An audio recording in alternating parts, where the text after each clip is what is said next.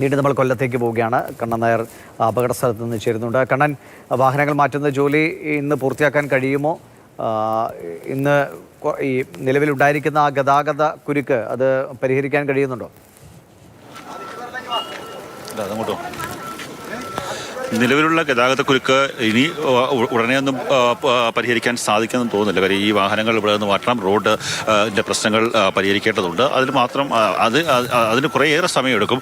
ദേശീയപാത അതോറിറ്റിയുടെ ഉദ്യോഗസ്ഥരടക്കം നമുക്ക് ഇപ്പോൾ ദൃശ്യങ്ങളിൽ നിന്ന് കാണാം. ആ സ്കൂൾ ബസ് ഒരു സൈഡിലേക്ക് നീക്കാൻ സാധിച്ചിട്ടുണ്ട്. ആ സ്കൂൾ ബസ് അവിടെ നിന്ന് മാറ്റാൻ സാധിച്ചിട്ടുണ്ട്. ആ സ്കൂൾ ബസ് ഇപ്പോൾ പുറത്തേക്ക്, അതായത് അപകടം ഉണ്ടാകാത്ത റോഡിൻ്റെ സമീപത്തേക്ക് മാറ്റിയിട്ടുണ്ട്. അത് ഒരു ആശ്വാസകരമായിട്ടുള്ള കാര്യം തന്നെയാണ്. ഇനി മാറ്റേണ്ടത് 2-3 വാഹനങ്ങളാണ്, 3 കാറുകളാണ്. അതിൽ നമ്മൾ നേരത്തെ സംസാരിച്ചപ്പോൾ ഉള്ള ഒരു രജിസ്റ്റേർഡ് കാർ അടക്കമുള്ളവ മാറ്റേണ്ടതുണ്ട്. അതിനുവേണ്ടിയുള്ള ഒരു ശ്രമമാകും അടുത്തത് നടത്താൻ പോകുക. ഇപ്പോൾ കാറ് ഈ ഫയർഫോഴ്സ് ഉദ്യോഗസ്ഥരും നാട്ടുകാരും ഒക്കെ തന്നെ ചേർന്ന്, പോലീസ് ഉദ്യോഗസ്ഥരും ഒക്കെ തന്നെ ചേർന്ന് അവർ നേരെ കാർ ഉയർത്തി മാറ്റാൻ വേണ്ടിയുള്ളൊരു ശ്രമമാണ് നടത്തുന്നത്. ആ കാർ ഈ വിള്ളലിനകത്ത്, അതിൻ്റെ ടയർ വിള്ളലിനകത്ത് പെട്ടുപോയതാണ്. നമ്മൾ നേരത്തെ പറഞ്ഞ വെറ്റിനറി ഡോക്ടറുടെ ഒരു കാറാണ്. ആ കാറ് ആ ടയർ ഒരു വിള്ളലിനകത്ത് പെട്ടിരിക്കുന്നു.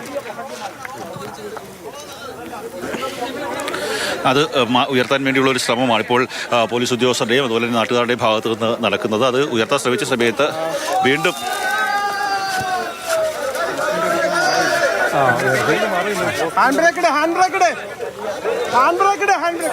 ഇപ്പോൾ ആ കാറും ഉയർത്തി മുൻഭാഗത്തേക്ക് മാറ്റിയിട്ടുണ്ട്. കാര്യം പുറകോട്ട് കൊണ്ടുപോകാൻ സാധിക്കില്ല. ആ കാറ് മുൻഭാഗത്തേക്ക് തള്ളി മാറ്റാൻ വേണ്ടിയുള്ള ശ്രമമാണ്. പക്ഷേ ആ സമയത്ത് എടുത്തു പറയേണ്ട ഒരു കാര്യം, അവിടെ അപ്പുറത്ത് ഭാഗത്തേക്ക് ആ കോൺക്രീറ്റ് പാളികൾ തകർന്ന് ഇരിക്കുകയാണ്. അതുപോലെ തന്നെ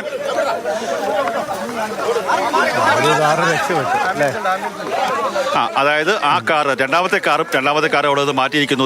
വിഷയം ഇനി 2 കാറുകൾ കൂടിയാണ്, ഒരു രജിസ്റ്റേർഡ് കാർ അതുപോലെ തന്നെ മറ്റൊരു കാർ. ഈ 2 കാറുകൾ കൂടി മാറ്റേണ്ടതുണ്ട്. ഇനി തള്ളി അവർക്ക് ആശ്വാസമായി കാണും അല്ലേ? ഡോക്ടർ, ഞാൻ നിൽക്കുന്നതിന് നേരെ എതിർഭാഗത്ത് നിന്ന് എന്താണ് സംഭവിക്കുന്നതെന്ന് നോക്കിക്കൊണ്ടിരിക്കുന്നത് എനിക്ക് കാണാൻ സാധിക്കുന്നുണ്ട്. അവർ നേരെ എതിർഭാഗത്താണ് നിൽക്കുന്നത്. പോലീസ് അവരെ ആരെയും കൊണ്ട് കയറ്റിവിടാത്ത ഒരു സ്ഥിതിയാണ്. കാര്യം ജനങ്ങൾ വന്ന് തിങ്ങി നിറഞ്ഞു നിൽക്കുകയാണ്. ഇതിൻ്റെ അപകടാവസ്ഥയെ മറ്റു കാര്യങ്ങളൊക്കെ തന്നെ പറഞ്ഞാൽ മനസ്സിലാകാത്ത രീതിയിലുള്ള ഒരു പ്രവൃത്തികൾ ചില ജനങ്ങളുടെ ഭാഗത്തു നിന്നും ഉണ്ടാകുന്നുണ്ട്.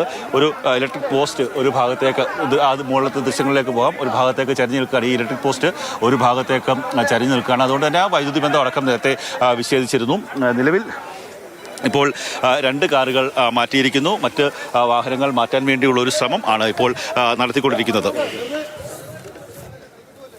ശരി കണ്ണൻ, എന്തായാലും ബസ് പുറകിലേക്ക് മാറ്റി സേഫാക്കിയിട്ടുണ്ട്. ഒരു കാറ് ഫ്രണ്ടിലേക്ക് ആളുകൾ എല്ലാവരും കൂടെ ചേർന്ന് ഉയർത്തി നീക്കി, അതും സുരക്ഷിതമായി മാറ്റിയിട്ടുണ്ട്. ഇനി 2 കാറുകൾ കൂടി ഉണ്ടായി. ഒരു കാറ് രജിസ്റ്റേർഡ് ആണ്, നമ്പർ പോലും കിട്ടിയിട്ടില്ല. എന്തായാലും ആ കാറുകൾ കൂടി വേഗം രക്ഷപ്പെടുത്താൻ കഴിയട്ടെ.